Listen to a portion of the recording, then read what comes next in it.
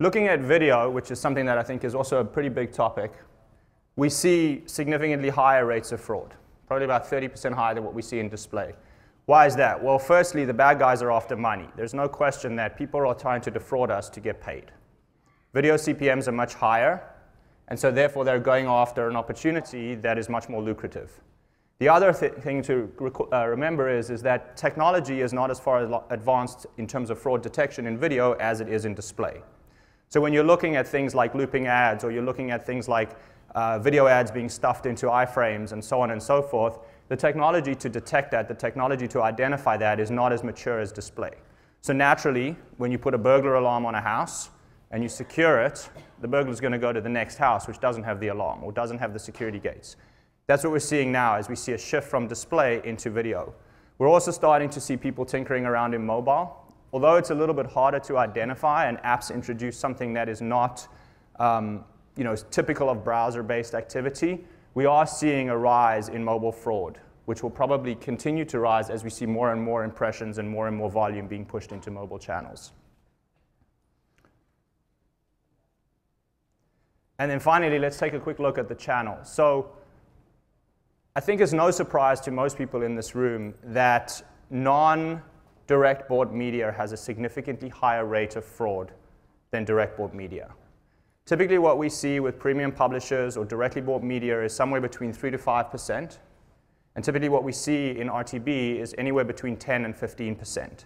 As I mentioned, we are seeing a downward trend, and I think that a lot of what the quality and the transparency of the supply chain initiatives are putting into the programmatic platforms are driving that. But the biggest challenge that I think we still have is the opacity within programmatic. The other reality is that it's not as tightly controlled, so that the bad guys have the opportunity to take advantage of those channels to commit more fraud. So we have this problem. It's a big problem. It's certainly something that I think everybody in the industry recognizes that we want to solve. So how do we actually solve for it? Well, the first thing is that technology can help us a lot. There's technology, there's process, and there's also transparency. And when we think specifically at technology, because obviously that's where we focus most of our energy, there are two pieces that we look at. The first one is solving for it at the impression level. Labeling of domains, labeling of whole sites or entire swaths of media as fraudulent is not the right way to go about doing this. It firstly negatively impacts publishers in a significant way, but what it also does is it prevents our industry from scaling in the way that we want it to scale. So everything that I think we should be doing from a solutions perspective is solving for this at the impression level. The other thing that we need to focus on is leveraging the vast amount of data that we have available to us in solving for this. And then finally, start looking at the way in which people behave to identify machines as either being commanded by humans or by non-humans.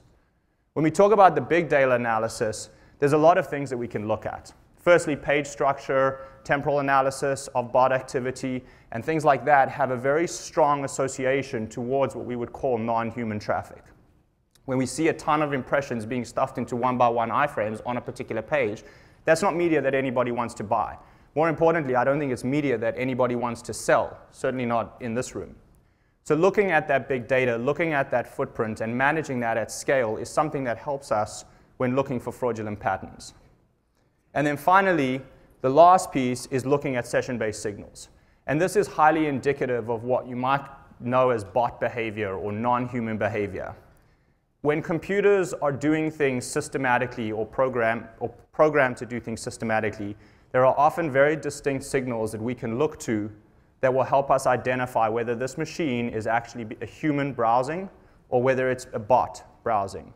And when I talk about a bot browsing, what typically will happen is the bot will send a bunch of commands, the botnet will send a bunch of commands to the infected machine that will cause it to render pages in the background.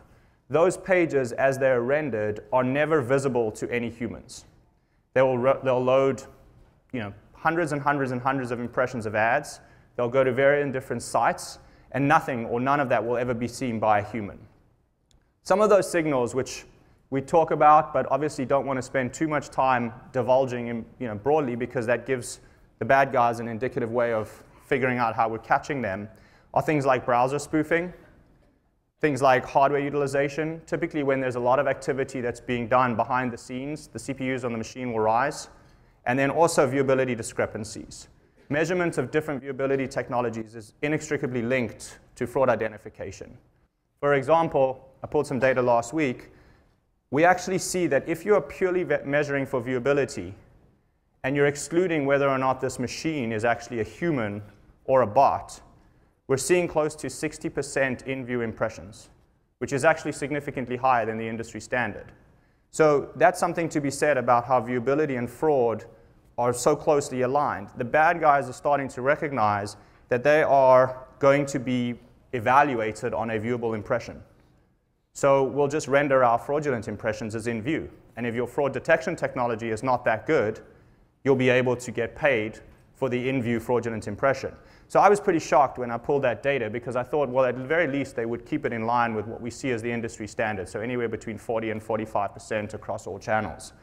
They're actually driving their ads to be more in view.